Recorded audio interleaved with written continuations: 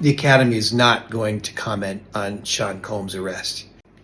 It's like the mafia. There's something so deep going on here from the halls of government, because this whole Sean Combs thing was most likely a federal operation to begin with. There's no public statement being made by the CEO, Harvey Mason Jr., in regards to what I see as a failure of leadership to simply acknowledge the tremendously dark, horribly violent things that have come to light through allegations. The feds are holding an incredible chip. They've got power over all the people that have been blackmailed by these tapes.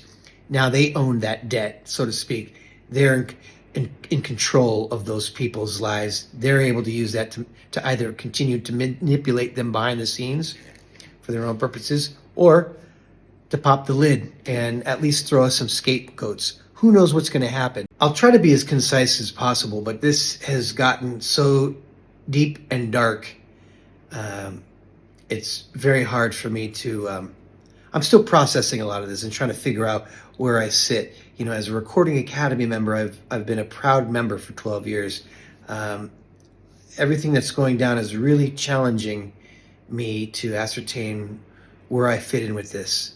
You know, chasing the dream, supporting other people's chase of the dream.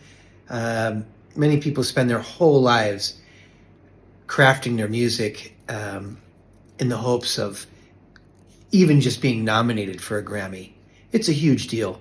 And there's wonderful, wonderful human beings creating art out there. However, what we have here is a very complicated situation where it appears to me the Recording Academy is hoping this goes away. They're really not making any efforts. We're going on 2 months, September, October, November. We're going on 3 months since the arrest of Sean Combs, and they haven't said one thing to address these tremendously dark, and we can actually say demonic, certainly inhumane transgressions against humanity. Horrible things have been done. Harvey Mason Jr. calls me, leaves me his personal cell phone number. Within a day, we're talking. This is great. This is progress. If you're unaware, basically, Sean Combs and his entourage invited people to parties, exclusive private parties, drugged them, and then RAPED'd them on tape as a source of blackmail. This was also done, purportedly, with minors. And a minor isn't just a 17-year-old or 16-year-old. These can be children as well, toddlers. I'm just saying these are things that are out there. And this involves A-level politicians, actors, and athletes. I'll get into some more of that later.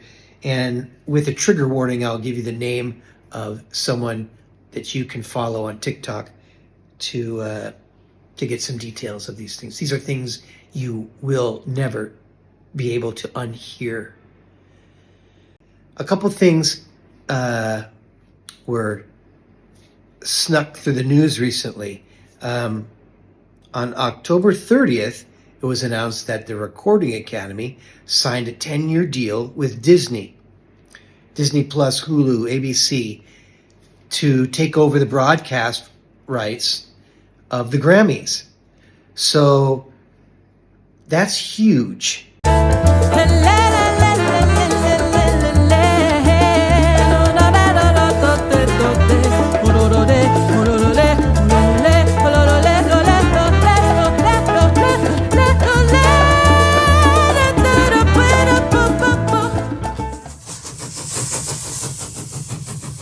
A 10-year broadcast license for the Grammy Awards, in my mind, has to be between $600 million and $1 billion.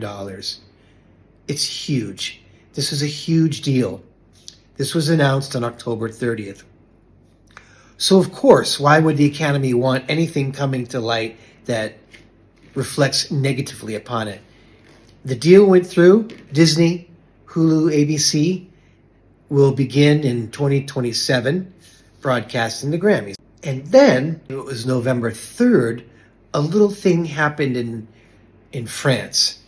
And that was a Disney Pixar animator was sentenced to 25 years in jail for some most devious child bad things. You know what he was doing? He's a top animator for Disney Pixar. And here's a spoiler alert. If you don't want to know the movies he worked on because you want to continue to enjoy them, you might want to fast forward 5 seconds. The movies this man worked on were things like Ratatouille, The Incredibles, Soul. Okay? He was arrested in San Francisco in 2021, extradited to France. He's been in prison for 3 years. They just sentenced him to 25 years. What he was doing was paying women in the Philippines to rape girls between the ages of 5 and 10 on film, where he would also give audio instructions on how to sexually abuse them in other ways. He did this about 100 times. Somewhere back in 2014, I believe, he was put on the French SEX predator list database, because at that time he had been charged with molesting his then partner's daughter, his stepdaughter. Okay, so we've got Recording Academy members, at least one of them, arrested under some of the most egregious allegations. Then an almost $1 billion deal is made with Disney, who then, after the deal is closed, 3 days later, it's announced that one of their former employees. This is just too incredible. These two organizations would come together, and they both have employees, and neither of the organizations have made any public statement, simply to acknowledge, hey, one of our employees did some really bad things. They're behind bars now. We are doing everything in our power to ensure this doesn't happen again. They're not saying anything. They're not saying anything, and this is horrible. It's unprofessional. It's unprofessional, and it leaves the rest of us just thinking, what are you hiding from? What are you afraid of? Mason makes it clear that the Academy is not going to make any statement regarding this. I go on to suggest a proposal, and that the Recording Academy consider adopting an ethics commission, forming an ethics commission, I say, similar to that which the International Olympic Committee adopted back in 1999, I believe it is. I Googled it, and if you go to the IOC Ethics Commission page, it's real simple, straightforward. Seems to make a lot of sense. Hello, the Bali International AI Film Festival is now open for submissions. So send us whatever you're working on, any length, any genre. BIAIFF.com. The proposal was simply that, Ethics Commission. Hello. And Harvey Mason said, that is a great idea, Ben. That's something I can stand behind.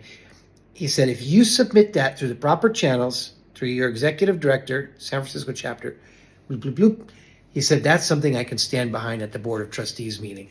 So fast forward a couple days after this, after my talk with Harvey Mason Jr., I get on a Zoom call with my executive director, Kristen McFarland, in San Francisco.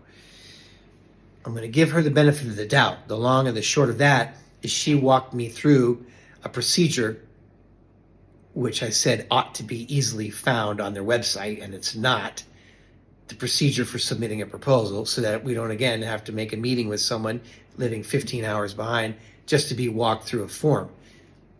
Note to the Academy, Point is, she walked me through a form and said, Ben, your email is great. I agree. I love what you're proposing. Put that into these bullet, bloop, bloop, bloop, bloop, bloop. You know, put this into this format, resubmit it to me. I'll double check it. I'll shoot it up to the trustees meeting, which happens 2 weeks from our phone conversation. So for those of you who want to get a little deeper into what the allegations are telling us has gone down at these freak-offs and what other people who have escaped from that ring, the stories they have to tell. If you want to get further into that, I'm going to give you a name. Her name is Allie Carter. She's on TikTok.